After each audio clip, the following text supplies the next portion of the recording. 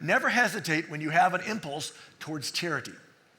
Never hesitate. And he had a reason for it. In fact, he went on to, this is how he kind of fleshed it out. He says, if we hesitate to or overthink it, we'll never give, right? Because you know how it is, somebody, ask you for some money, somebody's on the street corner, somebody's outside the grocery store, and they say, do you have any spare change to give me, to share, right? And you go like, no change, right? So, sorry, can't help you, right? And we begin to overthink it, right? Or somebody's there and it says, can you help me out? And it's like, and you know what you have in your wallet, right? And you're like, I could help you out, but I really can't, right? So I'm just gonna say, I'm sorry, I can't, right? Can't do it right now, right? Because in those moments, we begin to think about what we have and what we want to be able to give up and what we want to have when we're all left up, giving up, right? And it's like this moment, like, right? So he says, listen, if we hesitate or overthink it, we'll never give because we'll talk ourselves out of it. There will always be a reason we can't right now. And you've had that same conversation in your mind as I've had in mine, which is you talk yourself, because right now, I'd love to give, but, right? How many times have you said that in your life? Way more than you have fingers and toes, right? And it doesn't mean that you didn't really have that kind of impulse, but you had the impulse. And he says, listen, don't resist that. When you have that moment, follow it because of the benefits that will create in your life. But then he went on in another article, and he describes why this is such a deal for us as human beings. He writes, humans are not complicated. We are simple, selfish creatures. And don't be offended by that because you are, because we all are, right?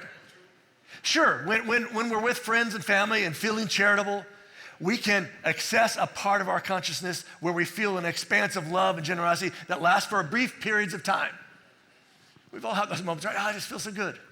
But our default state is that of simple selfishness. And here's what we ask ourselves: what will be good for me in the near future? Those are the questions that begin to pop up. Maybe a little bit different way, but we're like, can I afford this, right? Should I do this, right? Will it be good for my kids? What will protect my family? We begin to think about those selfish things. Not necessarily bad things, but selfish things. And those things become threats to our generosity. In fact, I came up with a list of just a few things that are threats to our generosity. First one is this, because it's a question we ask ourselves, right? If I give this, right, will I have enough? Will I have enough to pay my bills at the end of the month? Or will I have to pay right now? Or will I have enough so that I can save up to go on that great vacation that I want to go on, right? We begin to ask that stuff, will I have enough? And if I'm not sure I'm going to have enough, I'm probably not going to give. And then there's another sort of flip side to that. The other question we ask ourselves is this. Because I think all of us would describe ourselves as generous, even if we're not. Right? Because that feels good, right? And so we want to know, how much do I have to give in order to be kind of seen as generous, right? It's like, tipping, right? You go and you're supposed to give, it used to be 10%. Now they don't even include 10 or 15% anymore. Now it's like 18, 20, and 25%. And it's like, right? Somebody who's been around when it was like 10%, it's like, that's a thing. But how much do I have to be seen as generous? It's why, again, as I told you a couple weeks ago, why when you stop to give a tip at that tip jar at the counter, you wait till they're looking. Because we want to be seen as generous, right? We don't want to drop it in, especially if it's a bill and it doesn't make any sound. And it's like, because then you don't want to reach in to get it so they see it, because that's a bad look. How much do I have to give? Well, how much do we have to give to be generous? We're just simply asking this: what's it going to cost us, right? And is that cost for us to be seen as generous worth the cost that it's going to cost us? And it goes right to that selfish question. Do we want to be generous or just appear generous?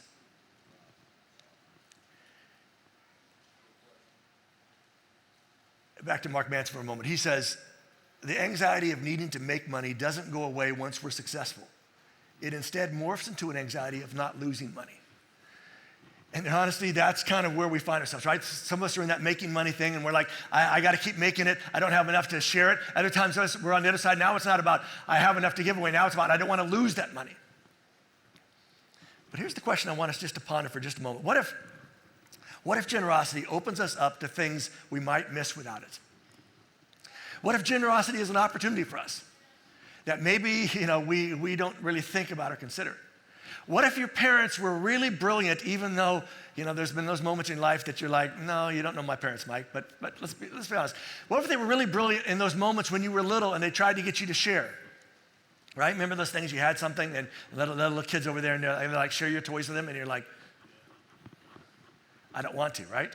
Why? Because it's mine. Why would I share what's mine with somebody else, right? And your parents worked long and hard on it. If you had siblings, they worked really long and hard because it was always a battle. You're playing with my stuff. Don't play with my stuff. He took my stuff. She took my stuff. And it becomes a big, big deal. But what if generosity opens us up to things we might miss without it? Which led me to another thought this week. There are some things that aren't as true as we think they are when it comes to generosity. Here's the first one.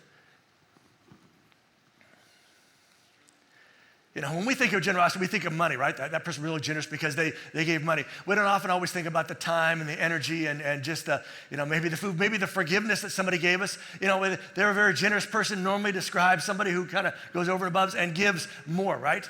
And especially in this kind of context, at a church, is like generous person typically is sort of somebody who's putting a lot of money in. But these are things that aren't as true as we think they are. Another thing that we think is true that isn't as true as we think it is this.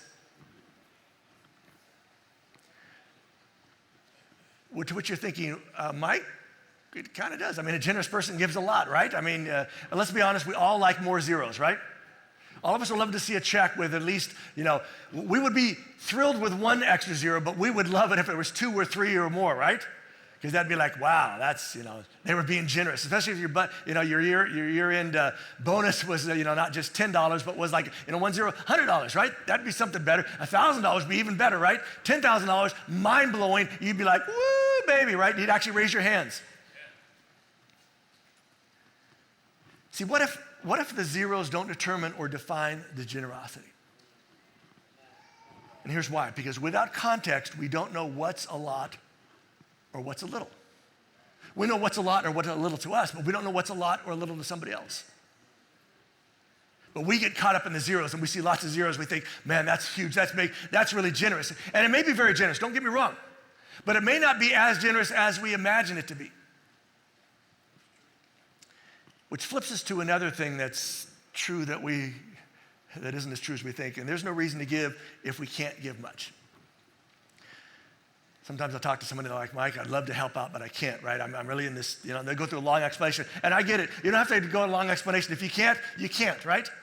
But sometimes they want me to understand their context, their story. And so I hear their stories and I say, you're right. You can't give that now. You can't support that. But we sometimes tell ourselves there's no reason to give if I can't give much. Because, let's be honest, if everybody could give $1 and we had 10,000 people, how much money would we have? Would you like to have $10,000? All it would take would be $1 from 10,000 people, right? Sometimes we forget the impact of 1 plus 1 plus 1 plus 1 plus 1. And I'll take us back to that thought we had before. What if the amount isn't what counts? Because again, what seems generous to us may not be that generous. In fact, let me see if I can describe this with an illustration. Let's say I have 10 boxes of pizzas up here, right? And it's your favorite pizza, right? And it's my favorite pizza too. And so you're like, wow, that's really good. And let me ask you, would I be generous if I said, here, come take a slice? Take 2. Would I be a generous person? These are not trick questions, folks. These are just honest questions. Would you see me as generous if I had 10 boxes of pizza up here and I said, hey, come on up, take a piece? Would I be generous? No. Wow, a lot of no's. Wow, tough crowd. These are my pizzas, by the way. They're not your pizza, they're my pizza. But okay, you say, no, a slice. What if I gave you one of the boxes of pizza and said, here, have a whole box of pizza? Now I'm talking. All right, so now we got the lines, all right? 1 out of 10. So 10% is the bar for being generous. All right. So what happens now if I just have 1 box of pizza, but I say to you, come have a slice? Am I generous now?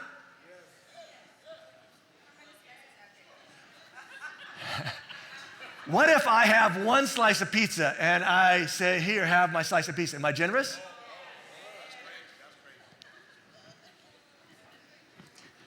Because that whole pizza thing actually was something that Jesus talked about, not pizzas, but something else one day. And here we're going to go to it it's found over in Mark chapter 12, and it's also found in Luke, those 2 Gospels, those 2 stories about Jesus' life. Mark will tell us what Peter told him had happened, and so Mark is sort of like Peter's version of it all. But Mark will tell us that Jesus and the guys are in the temple, and we don't know what the temple actually looked like because it's been destroyed thousands of years ago, but there are some, they can kind of make out what it probably looked like. And it was an unbelievably magnificent, extravagant, extraordinary building. It was this massive building that just showed ornateness. It was supposed to be representing God here on earth. And so it was made up to look like that. You walked up these huge stairs up into this big portico and these different areas you came into. It was awe-inspiring. In fact, people would travel. They just wanted to go one time in their life to be able to see this because it was so impressive. Yes, yes. And so Jesus and the guys are there, and Jesus has been teaching. And in the midst of his teaching, he breaks out one of his famous, kind of shots at the religious leaders. And here's what he says. All right, guys, the whole crowd, everybody listen to me today. I want you all, listen, beware of the teachers of law. Beware of the scribes. And let me tell you why you ought to beware of those people, those devout religious people who you all sort of look up to. Because they like to walk around in long robes, which is not the issue. And they love for people to greet them with respect in the marketplaces, which doesn't seem so bad. But his point is, they love to walk around and kind of be the center of attention, right? They have the long, fancy robes, right? I love when they walk in the marketplace, people will stop and say, oh, there you are, welcome, well, greetings, right? Make a big deal out of them. He says, listen, they love to have the most important seats in the synagogues and at the feasts. They like to have the prime seats, right? Because it represents status. That's why you ought to be careful of these folks, is because what they're after is not what they purport to be after. In fact, he says it gets even worse. But they cheat widows and steal their houses. Literally, they devour widows' houses. And then they try to make themselves look good by saying long prayers in public. They kind of cover their assets, the houses they've taken, by these long prayers, right? And they do it just to sort of cover. They sort of put up this front of how great and religious they are, and the fact that they're devouring these women's houses. They're taking these widows' homes away from them, the only thing they have. And they're trying to cover it all up. And then Jesus says, some of you know the stories about this, and I just remind you, they will receive a greater judgment. They will receive a greater condemnation. He doesn't tell us what that looks like. He just says, be assured that God will work this all out. Maybe not like right today or tomorrow, but they kind of purport themselves to a higher standard, and they will be judged by a higher standard. Amen. And then after this sort of speech that sort of makes the crowd start talking among themselves, because it's like, wow, Jesus say that? Well, they begin to talk. And of course, the scribes and the teachers of the law and the rabbis are all walking around and giving Jesus the side eye. So Jesus takes his guys over to the side, over to one of the spots in the treasury. And I think there were like either 12 or 13, what they called the money boxes, the treasury spots in this temple. Because it's a huge building. And so instead of having to walk all to one spot, they had them spread around the area. And so Jesus takes his guys and he sits next to one of these temple money boxes. And he begins to watch people put money into the money box. And you have to remember, they didn't have paper money back then. It was all coins. And so as they're watching it, they're hearing the sound of all these coins going in. In fact, they describe them like a trumpet, this thing you drop money into, it is spun around, it goes down, it makes the sound when it goes in. And so they can hear when a lot of money goes in. And you can tell by the sound that makes what kind of money it is, what kind of coin it is, because, heavier coins are gonna make a different sound than really light coins are gonna make like a little tinkle. But, the heavy stuff's gonna shh, it's gonna sound like you hit a jackpot. And so as they're watching it, Mark says that Peter told him that many rich people gave large sums of money. Now, how did they know they were rich people and they gave large sums of money? Probably by how they were dressed, right? And again, by them pouring the money into these tubes, right? It would have made a whole lot of sound. You could tell who was giving a big offering by just the sounds that it was making. So they watched a bunch of these rich people come in and put a lot of money into the treasury. But then a poor widow comes, and she puts in 2 small copper coins, which are only worth a few cents, is how Mark's trying to help us understand. They're just little bitty coins. They're about this big. And, when she puts them in, it hardly makes it like a dink, right? It's just like a little sound, right? You can hear it's like 2 little, almost unhearable tinks that go in. And how do we know she's a widow? I don't know, maybe how she's dressed, maybe the fact that she's by herself. Maybe Jesus knows something about her story that he doesn't share with Peter and then Peter doesn't share with Mark. But he and the guys have watched this, right? They've watched the rich people come in, put lots of money in. Probably some people put in less amount of money. And then they watch this one little widow come in and put in these 2 little coins. And Mark then says that Jesus calls his followers together. And he gives the guys there, and guys, did you see that? I don't want you to miss what just happened. I want to tell you the truth. Something that's a fact, right? That this poor widow gave more than all those rich people. By implication, it wasn't just, more than just what the most wealthy person put in. It's more than all of them combined. Which when we hear that, we think, that's not mathing, right? That's how is that possible? How is her two little things worth way more than all the rich people putting in all the amount of money they put in? But then Jesus explained, thankfully, he explained to his disciples what he meant by this. He said, listen, they gave only what they did not need. They gave out of their surplus. Which again, I think if we're reading the story, we think, because we don't think of it as surplus, right? I mean, we don't have any surplus. We have savings, but we don't have surplus. But what if it is? What if everything that's over what we need to just take care of the basics really is surplus? Let's be honest, some of us have some surplus, right? Some of us have a lot of surplus, some of us have a little surplus, but a lot of us have enough surplus that we could, go on Black Friday yesterday, not even have to go to the stores, just get on our computer and hit a few buttons and order a bunch of stuff, right? Not a criticism, it's just a reality, right? Some of us have the comfort of being able to not have to think about where's that money coming from because we know we got the money, it's in our savings, it's in our bank account, it's in our surplus, even though we wouldn't call it our surplus. See, what if generosity is based on what we have, not what we wish we had? Back to the story. Jesus says, listen, they gave out of their surplus, right? They gave out of their wealth, their abundance, right? But this woman, she's really poor. But she gave all she had, everything she had to live on. Those two little coins was all she had in this world. And what Jesus' point is simply this, that she gave all she had, they gave a percentage of what they had. Even though that percentage was way bigger, and it was a bigger amount, had lots more zeros behind it.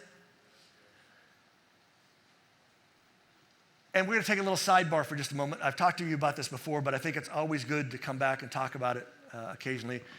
About when we read our Bibles, and I hope you read your Bible, right? That when you read your Bible, you need to ask yourself some questions as you read anything in the Bible. Here's one of the questions. Is this prescriptive or descriptive, right? When we're reading the story about, these rich people and this widow, and she puts in stuff, and she's praised as, putting all of her in. Is this prescriptive or descriptive? Is this what we're supposed to do, give her all of ours? Or is this just descriptive of what was happening in that moment? Is this an observation or just something to replicate? That's an important question to know, because how we answer that question will kind of, either kind of skew how we follow Jesus or help us line up with what he's trying to do. And this was not a planned story that Jesus had. This is just a story that popped up in the moment as they're in this temple and they're watching people. And they're watching people put money in this big treasury. I believe it's simply an observation that challenges how we understand amount. Because what if more isn't better, but it's just more? Because now we come back to the thing we talked about just a moment ago about pizzas. But who was more generous, the widow or all those rich people? And before we answer that, let's actually go to a definition of what generous means according to Cambridge Dictionary. Generous is larger than usual or expected. And here's the thing I think sometimes it's easy to miss in the story. And that's this, that Jesus wasn't putting down either's contribution. He wasn't comparing and contrasting and saying, she is so great and wonderful, they're not so great because they put on. He's not dissing the amount they put in. He's just saying how we see the amounts that people put in gets skewed by how we understand amount. He was simply challenging his followers' understanding of generosity. Which hopefully will challenge ours a little bit, because what if how we see things isn't how things are? Because let's be honest, there are times when how we see things aren't actually how they are, right? Because a little is a lot for someone with little. And a lot may be a lot or a little for someone with a lot. Again, we don't know the context in which they're giving from. We don't have the ability to define the context of how much their amount is. And it really plays to that thing that especially in our culture is promoted moment after moment. It seems like every day of every week of every year. And that is that we think more is better, that bigger is better. But could less really be more?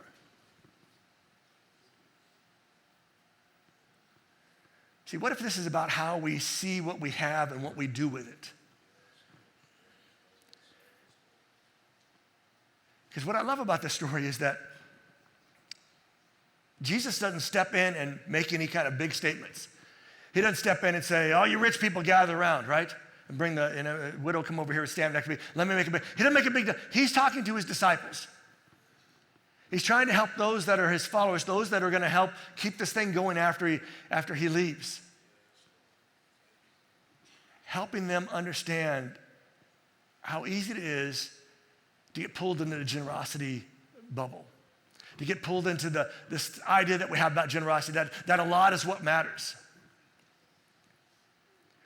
In fact, what if her giving was an exercise of her power of choice? Because one of the things that, if you're not poor, you don't really understand, and I'm not poor, but I don't really understand, but I grew up and I had some moments in life when I was growing up that our family would have been described as not middle class, right? We were like kind of struggling to make ends meet.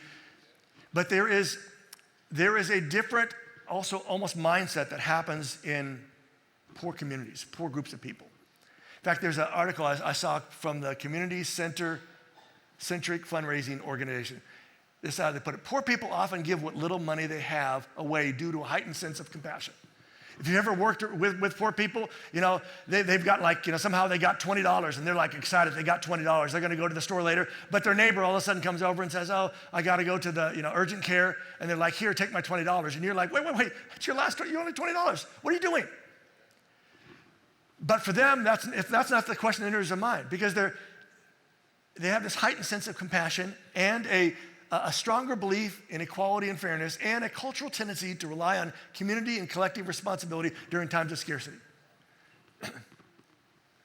What it simply means is that, while I have something today and you don't have something today, but you need something today, I'm going to let you have something today, because in those moments when I don't have something, somebody else is going to do the same for me. Went on to say, for individuals who may not have many material possessions, the act of giving can provide a sense of purpose and fulfill psychological needs. It actually gives them a sense of having some kind of control over a life that, because they don't have a lot of zeros, seems like it's out of their control at all times. And here's the thing I want us just to think about for just a moment about this widow 2,000 years ago who puts in these two little tiny, coins, right? Coins that aren't going to make any big difference, and we could argue for any kind of big sense.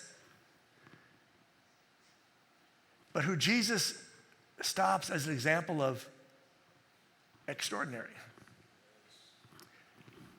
Maybe what we see as extraordinary isn't.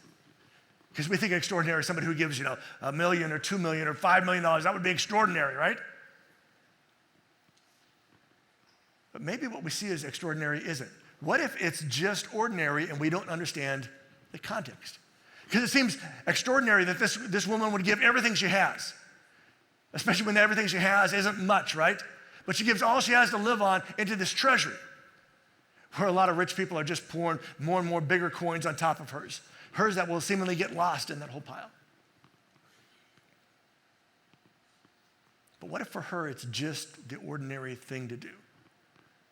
It's what you do as a poor person.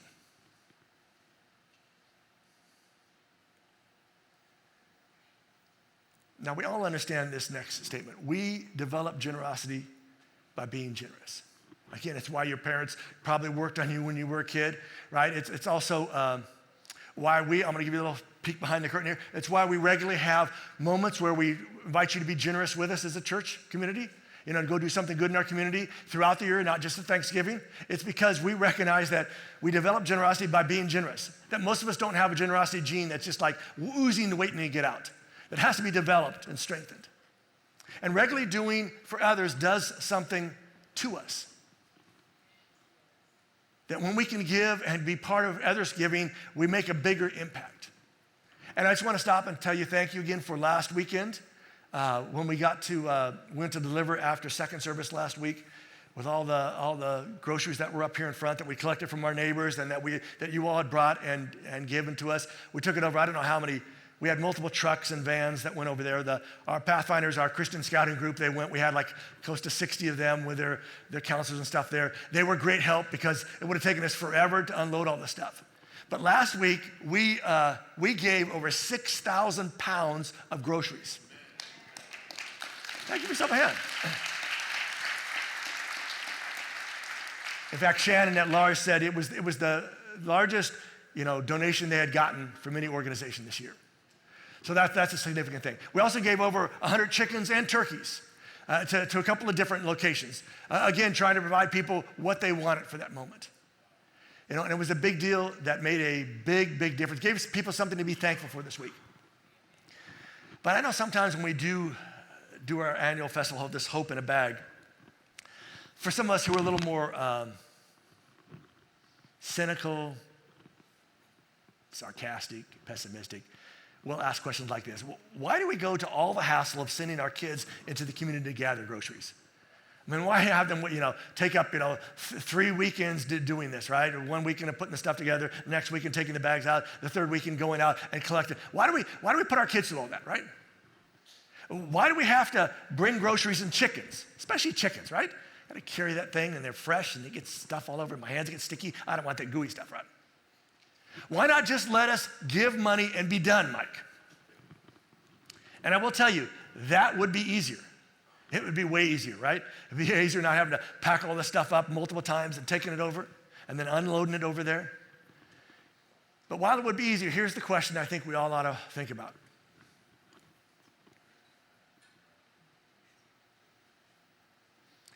Because what if it's in the doing that good happens? That good happens for others, right? That good happens for us. Because there is something that happens when we get our hands dirty, when we get involved in something, more than even just giving to something, as important as helpful that can be, right? This is not denigrating any kind of giving in any kind of way. I think all giving is good, whether it's big, whether it's small. But there is some reason behind why we do what we do. And it's this idea to help all of us maybe get a taste of what generosity is like. And hopefully that taste will end up oozing into the rest of our lives, where we become more generous people in general, not just in those moments when we say, hey, come join us in this. Let's be generous to our community. Back to Mark Manson. He had this article about 5 mindsets that create success. And while this isn't, focused on generosity and gratitude and all those kinds of things, I think it makes a lot of sense just in this whole approach to what we hope to have out of life. Here's his 5 mindsets. The first one is you always have a choice. Just like the widow on that day 2,000 years ago had a choice. Just like those rich people 2,000 years ago had a choice. We always have a choice. And that's a mindset to accept as opposed to I have no choice in this. To believe we always have a choice, even if it doesn't look like it in the moment, we still have some choices how we'll respond to it not looking like it. Number 2 was to adopt a bias towards action. In other words, get up and do something. And make that your regular. Get up and get involved. Don't sit back and wait and ponder. 3, I love this one. Let go of the need to be right. Which someone's like, no, Mike, being right is important, right? I mean, we have the truth. But I like how he puts this. He says, listen, the fact is, you, me, and everyone on the planet are almost certainly wrong about, well, pretty much everything. Now, you may be offended by that, but we could probably find some stuff that would be true about that, right? And we can never be 100% sure we're right about anything. Now, while I may have a little, concern about that, just listen to him. We can only learn from our observations and hopefully be a little less wrong. And being a little less wrong is better than being always wrong, right? Number 4, see the world for what it is, not for what you wish it could be. This isn't about, not trying to, have a vision for, making a difference, a plan for making a difference. But this is about, we get caught up in how we'd wish things were and wish things could be. And it's not that way, so we get frustrated. And he say, just be honest about how the world is. Accept it for what it is. All its good stuff, all its really bad stuff. But embrace that as opposed to just being frustrated that it's not all it could be. Because we all know it's not all it could be. And number 5, define success internally, not externally. That we all need to figure out what it means for us to be successful as people, as individual human beings. And it needs to be an internal definition, not an external, not the one that says, well, I have, a house over here and a house over there and a house over here, and maybe a few other houses, I don't know. And, I got a bunch of cars and I got a bunch of this and a bunch of that. That's external stuff. And that may be, elements of success. But you really need to define internally what success looks like. I think those are good mindsets for success. But here's also what I know. I know sometimes as we look at our lives, we think, I'm not doing enough. I wish I could do more. I can't do any more. I'm at my peak. I don't have any more energy. I don't have any time. I don't have any more money. I'm just caught up in all this stuff. Especially for those of you who are parents, right, with kids, especially, smaller kids, and just, how much need there is for you in their lives at this moment. There's a guy named Kieran Johnson. He's called the generosity guy. He wrote this. He says, my problem, and he's writing about this personal experience raising his kids and this idea of being generous and wanting to, provide them with everything. He says, listen, my problem is that I worry it will never be enough. And some of us as parents worry that, right? That we can never provide everything that we wish we want our kids to experience. My kids always want more than I feel I can give. And some of you know that, right? Mommy, come do this, watch this, see this, come look at this, right? Daddy, can you do this with me? Can you do this with me? Daddy, come look at this. Watch me do this. It's like, And now you're going to know that he's not from America. He says, if I play cricket for a bit, kind of play catch with them, whatever, they always want just a little bit more, which is kind of what kids are, right? They want to keep at it. And if I read one book or part thereof because it is a super long, then they always seem to want more. And it just leaves them disappointed and me annoyed because they should be grateful what I give them, or so I think. Some of us know what that means, right? That mind process that goes on. It's like, I've kind of gone over and above. I got other stuff to do, but I'm trying to spend some time, and now you just want more time, and you ought to be grateful, right? But I want you to know how he finishes. But giving of my energy is just the same as any other part of generosity. It is not a zero-sum game. It's not about me pouring out everything and the kids taking everything and leaving me with nothing and them with all. Whilst energy is finite, meaning it does run out eventually, the impact of it is not. Which we know what it means to have our energy runs out. But we sometimes forget the impact of the generosity that comes out of our lives. Maybe we don't see it in the moment. Maybe we didn't get a thank you, but it's there. So as we wrap up this series, we'll go back one more time to our last Mark Manson quote. He wrote, extraordinary results are a matter of repeating ordinary actions over a long period of time. That this push to be extraordinary really is a long slog, and it comes from not doing extraordinary things all the time, but it's about doing the ordinary actions over a long period of time. So here's what I want to leave you with for this series. Have we forgotten how important ordinary is? Those little things that people do. And what if being extraordinary is just doing extraordinary things? Just a few more. Because I hope you've come to realize over these last few weeks that ordinary matters. No matter how ordinary is. Something to think about today.